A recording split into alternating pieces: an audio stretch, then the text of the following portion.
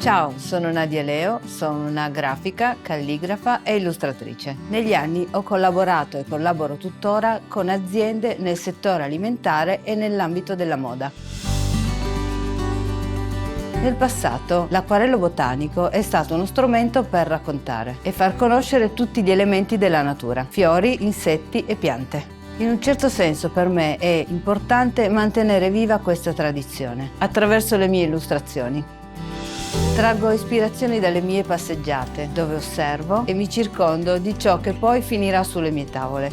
La naturalezza nel disegno botanico si può ottenere solo con la curiosità. Da questo partiremo per immaginare e dare vita a un'illustrazione.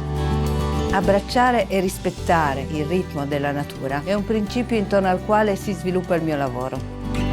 In questo corso di domestica ti mostrerò come realizzare delle tavole botaniche realistiche con l'acquarello. Per il progetto finale disegnerai e colorerai 4 foglie della stessa pianta, da 4 diversi punti di vista, per allenare l'occhio all'osservazione e la mano al disegno. All'inizio ti mostrerò come scegliere un soggetto e come organizzare il tuo spazio di lavoro. Dopodiché disegnerai il bozzetto a matita, lavorerai sul chiaroscuro per passare poi ai tratti salienti su carta per acquarello. In seguito scoprirai le caratteristiche del colore per applicarle al tuo disegno, attraverso velature per poi passare alla colorazione realistica.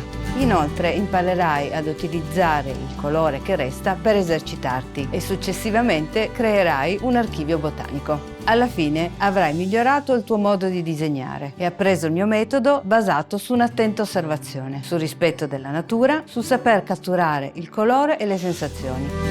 Le uniche cose che ti serviranno saranno la curiosità, matita, carta, pennelli e acquarelli. Il resto lo impareremo insieme.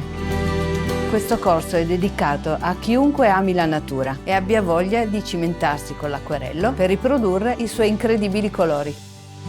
Lasciati catturare dalla bellezza della natura e inizia a ricreare le sue forme e i suoi colori.